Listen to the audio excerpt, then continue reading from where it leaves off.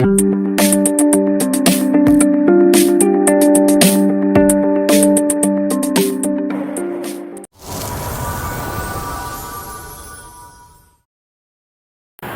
നമസ്കാരം. നമ്മളെ കപ്പൽപ്പള്ളിയിൽ തൃശ്ശൂർ ജില്ലയിൽ അരിമ്പൂർ കപ്പൽപ്പള്ളിയിൽ ബാൻഡ് വാദ്യം ചേട്ടൻ്റെ ടീം നന്നായിട്ട് വാദിച്ചു. കഴിഞ്ഞ ഞാൻ ഞാൻ ചാനലിൻ്റെ ഭാഗമായിട്ട് ഫുൾ ടൈം ലൈവ് ചെയ്തിട്ടുള്ളതാണ്. അപ്പോൾ എൻ്റെ സുഹൃത്ത് സഞ്ജയ് ഉണ്ട്, ക്യാമറമാൻ. അപ്പോൾ ഞങ്ങൾ പ്രത്യേകം ശ്രദ്ധിച്ചെങ്കിൽ ചേട്ടൻ്റെ ടീം നന്നായിട്ട് വായിച്ചു എന്നുള്ളതാണ്. അപ്പോൾ അതിന് പ്രത്യേകം അഭിനന്ദനം.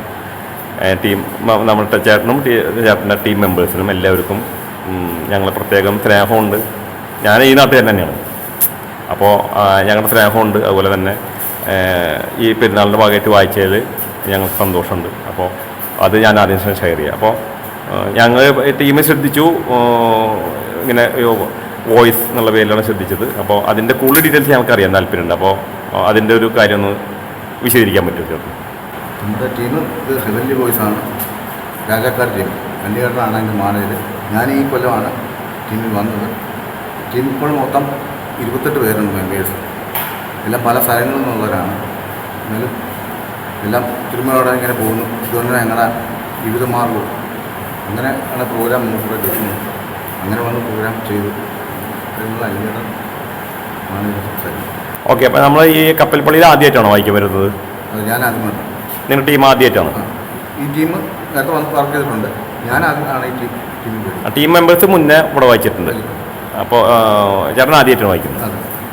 Okay okay. അപ്പോൾ എത്ര തവണ മുമ്പ് വായിച്ചിട്ടുണ്ട് ടീം മെമ്പേഴ്സ്? Okay okay. അപ്പോൾ മുന്നത്തെ എക്സ്പീരിയൻസിൽ നിന്ന് എത്ര വർഷത്തെ എക്സ്പീരിയൻസ് കഴിഞ്ഞ ശേഷം, ഇപ്പോൾ മുമ്പ് എത്ര വർഷത്തിന് ശേഷമാണ് ചെയ്തിട്ടുള്ളത്? കഴിഞ്ഞ വർഷം ചെയ്തിരുന്നു? മുമ്പത്തെ വർഷം. ഓക്കെ. അപ്പോൾ അതിൽ നിന്ന് നമുക്കിപ്പോൾ ഈ വർഷത്തേക്ക് വരുമ്പോൾ എന്തെങ്കിലും മാറ്റം ഉണ്ടാകുമോ? നമുക്ക് ആളുകളുടെ ഭാഗത്തു നിന്നുള്ളതോ അല്ലെങ്കിൽ മൊത്തത്തിലുള്ളൊരു വായനയായിട്ട് ബന്ധപ്പെട്ടുള്ളതൊക്കെ എന്താണ് ആളുകളുടെ ഭാഗത്തു നിന്ന് ഉള്ള റെസ്പോൺസ്? വളരെ ഇമ്പ്രൂവ്മെൻറ്റ് കൂടുതലുണ്ട്. ടീമാണെങ്കിലും നല്ല ഇമ്പ്രൂവ്മെൻ്റ് ആയിട്ട് കയറി വന്നിട്ടുണ്ട്. പ്രൊഫഷണലായിട്ട് ഞങ്ങൾ ചെയ്തുകൊണ്ടിരിക്കുന്നതാണ്. ഞങ്ങളുടെ മാഷാണ്, പേര് വിജോയ് എന്നാണ്. സ്വന്തം നാട് ഇവിടുത്തെ കോട്ടയം ജില്ല. ടീം ഇടുക്കി ജില്ല രാജക്കാട് എന്ന സ്ഥലത്താണ് പറഞ്ഞത്. മാഷ് ഇപ്പോൾ ഈ വർഷം വന്നതിന് ഇപ്പം സീസൺ തുടങ്ങി 2-3 മാസം ആകുമ്പോൾ മാഷ് കൂടെ വന്നപ്പോൾ ടീം ഒത്തിരി ഡെവലപ്പായി. അതുപോലെ തന്നെ ഇന്നത്തെ പ്രോഗ്രാം ഞങ്ങൾ അന്ന് ചെയ്തേക്കാളും വളരെ എല്ലാവരും ഇപ്പോൾ പള്ളി കമ്മിറ്റിക്കാരുൾപ്പെടെ ആൾക്കാർ പറഞ്ഞു പ്രോഗ്രാം ചെയ്തു. അത് പ്രോഗ്രാം ഇഷ്ടപ്പെട്ടു. അതിന് വരുന്ന ദിവസങ്ങൾ വരും കാലങ്ങളിൽ ഞങ്ങൾ വിളിക്കാമെന്ന് കമ്മിറ്റിക്കാരും നമ്മളോട് ഓഫർ ചെയ്തിട്ടുണ്ട്. അതുപോലെ ജനങ്ങൾ നമ്മളോട് നല്ല സപ്പോർട്ടായിരുന്നു. വളരെ സന്തോഷമുണ്ട്. ഓക്കെ. അപ്പോൾ നമ്മുടെ ഈ ടീം നമ്മൾ കേരളത്തിൽ എല്ലാ ജില്ലകളിലും എങ്ങനെയാണ് ഇപ്പോൾ എല്ലാ ജില്ലയിലും വായിച്ചിട്ടുണ്ടോ? അതെങ്ങനെയാണ് നിങ്ങൾ എത്ര കൊല്ലമായിട്ട് വായിക്കുന്നുണ്ട്? എല്ലാ ജില്ലയിലും വായിച്ചിട്ടുണ്ട്. തമിഴ്നാട് ചെയ്തിട്ടുണ്ട്. Okay okay okay. അപ്പോൾ ടീം മെമ്പേഴ്സ് എല്ലാവരും നമ്മളൊരു ഫാമിലി പോലെയാണ് ഇപ്പോൾ മുന്നോട്ട് പോകുന്നത്. അപ്പോൾ പ്രൊഫഷണലി ഇത് തന്നെയാണ് നമ്മുടെ ജീവിതമാർഗം. അപ്പോൾ അതിലും നമ്മൾ ഹാപ്പിയാണ് അല്ലേ? ഒരു ആർട്ട് എന്നുള്ള നിലയ്ക്ക് എന്താണ് നമുക്ക് ഇതിൽ നിന്ന് കിട്ടുന്നൊരു റിസൾട്ട് എന്ന് പറയില്ല, അതായത് നമുക്ക് ഇതിൽ നിന്ന് കിട്ടുന്നൊരു സന്തോഷം അല്ലെങ്കിൽ അതെന്താണെന്നുള്ളൊന്ന് ഷെയർ ചെയ്യും. ഇത് പ്രോഗ്രാം ചെയ്യുമ്പോൾ ഇതിന് മുമ്പ് കുറച്ച് നല്ല ഇതിനകത്ത് ഭയങ്കര എടുക്കേണ്ട ഒരു സംഭവമാണ്. പല ദിവസങ്ങൾ രാത്രികൾ പല ദിവസങ്ങൾ ഞങ്ങൾ പാടുകയോ മെനക്കെട്ട് സ്വന്തം വീട്ടുകാരികളോ ഓരോ വേഴ്സ് വെച്ചിട്ട് ഇത് പ്രാക്ടീസ് ചെയ്യാൻ വേണ്ടി ദിവസങ്ങൾ നമ്മൾ മെനക്കെടുന്നതാണ്. നല്ലപോലെ ഇതിനകത്ത് നമ്മൾ